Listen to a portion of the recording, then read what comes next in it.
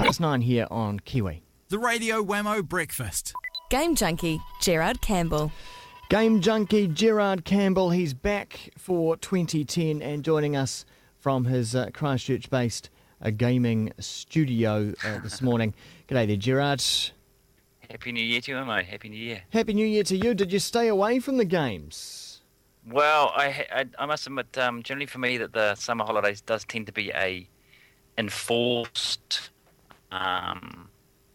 break from the games, as usually when the family goes away. So, as you do to keep the matrimonial harmony, you don't take consoles and that sort of thing with you. Plus, tenting and cabining doesn't sort of bode well. But I must admit, I did take the handhelds with me, so I did play a wee bit of Nintendo DS and a wee bit of iPod Touch, in downtime.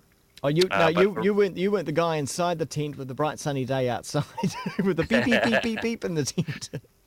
Hey, come on, tenting's roughing it. You don't take all your mod cons, but no, sort of, handhelds was the limit for the summer, the last 3 weeks. So I really got back into the consoles. Got home on Saturday, so back on sort of Monday was sort of really back into the pile of stuff that was waiting for me when I came back. So yeah, and of course, it's actually quite good to sort of take a break and then come back refreshed, really.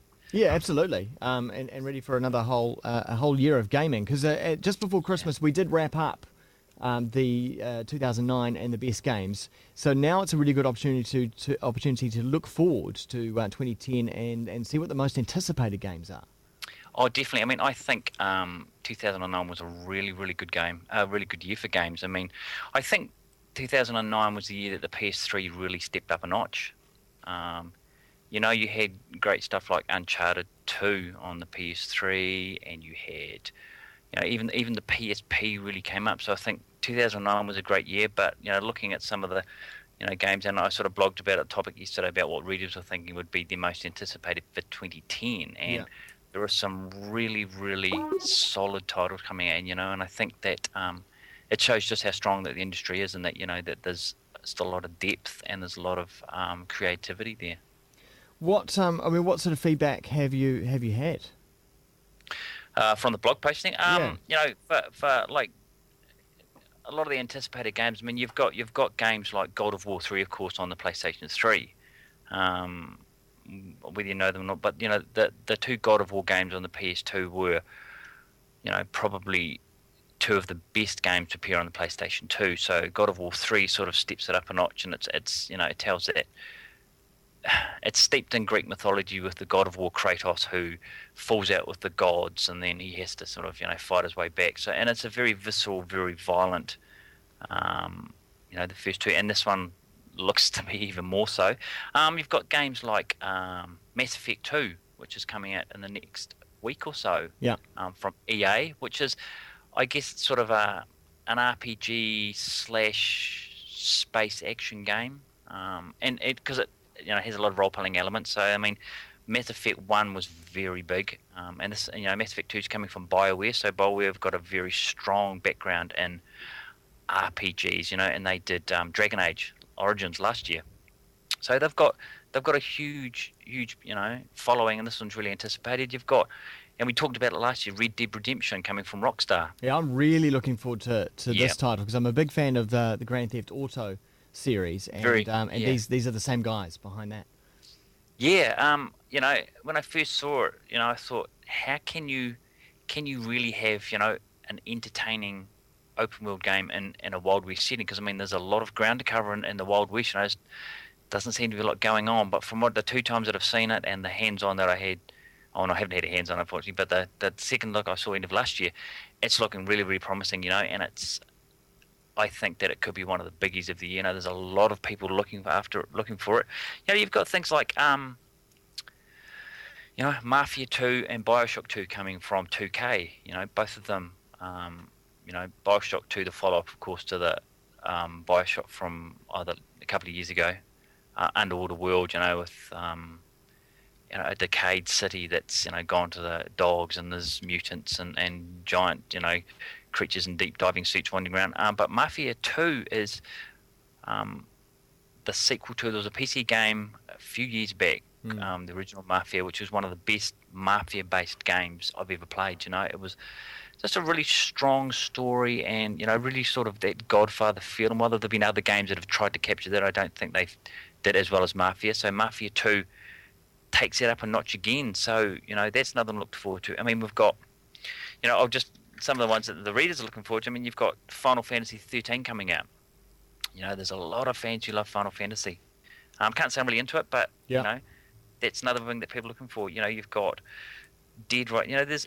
There's a few sequels coming out this year too. You've got Dead Rising 2, which the first Dead Rising was a really good concept, because basically the first Dead Rising was you were a guy who had to rescue survivors from a giant mall, and it's inundated with zombies, and you could basically use anything you could get your hands on to mow down the zombies. Road cones, chainsaws, baseball bats, lawnmowers, and the amount of carnage was really impressive. So, are we going to see more, freedom worlds, so worlds that you can go in and do basically anything you can think of inside them?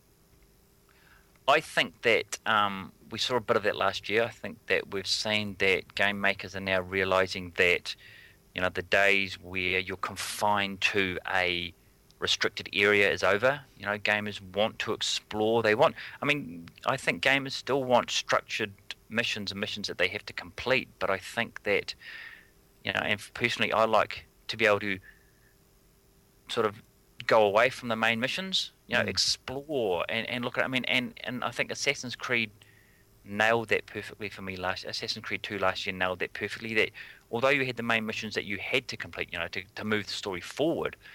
If I didn't want to do the main mission now and instead wanted to go off on a tangent and, do some pickpocketing missions or do some races or do some assassinations on the side, I could. So I think, and I think Red Dead Redemption will really up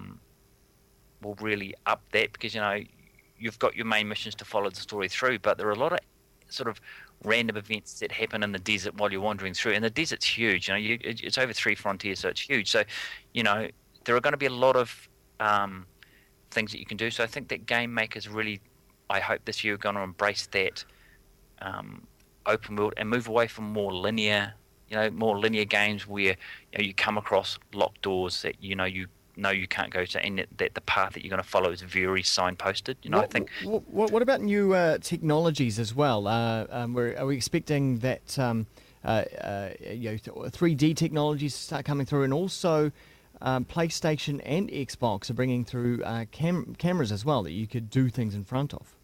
From what I know, like the 3D technology, I think the big thing this year will be the 3D TV, which I think that it's going to probably start sort of coming into the US. And I know that it's been rumoured that this year that there's going to be a firmware update for the PlayStation 3, which will enable 3D capabilities on the cell processor on the PlayStation 3. I mean, you'll still, from what I understand, you'll still need your 3D goggles and those sorts of things to implement that. But I think that'll be the next step. And from what I understand, this year, it'll probably be near the end of the year for us, maybe early next year. Microsoft are planning their Project Natal, which is the camera device, which, from what I saw last year at E3, which that they're going to throw away the controller. I mean, you're going to be the controller. I'm waving my hands around now, and that's what they're saying, that's how the game's going to be played. So if you're playing a tennis game, you're going to be waving your hands in the air. If you're going to be driving, you're going to be driving. So I mean, it's very much sort of in that step of what Nintendo have done with the Wii remote, but no remote. You are the remote, right? And then of course Sony are working on their motion controller, which, unlike Microsoft, you're still going to have a tangible unit that you'll hold on to. But you'll be able to draw it back to fire bows and hit tennis rackets and baseball bats and things. So I think that this year, I think both Microsoft and Sony are going to step up in terms of motion sensing. Because they're obviously going to put a lot of effort and money into Natal, and I don't know whether Sony have actually named the motion sensor yet, but we'll just call it the Sony's motion sensor for point of argument. That that I think that's where their big focus will be. And I think Natal have talked about holidays 2010, which obviously the American holiday. So that's it could be the end of the year, early next year for us, and perhaps similar for Microsoft One. I'm not sure, Cool. but I think I think that's very exciting. All And right. Well, those I reckon are sum up only just some of the most anticipated yeah, games. and just before, probably one of the ones that probably is going to disappoint PlayStation 3 owners the most is that Gran Turismo 5 was due to be released, in Japan in March, and then in PAL and Europe and the US later on. But there was a story I read in the newspaper last week that they've indefinitely delayed the launch of GT5 in Japan. So I would suspect that that'll impact on the release everywhere else. And it's been a game that's been in development for 5 years, and it's cost more than $82 million. And you hear rumors that 1 minute it's 90% complete, and then rumors again that it's not, and there's issues. So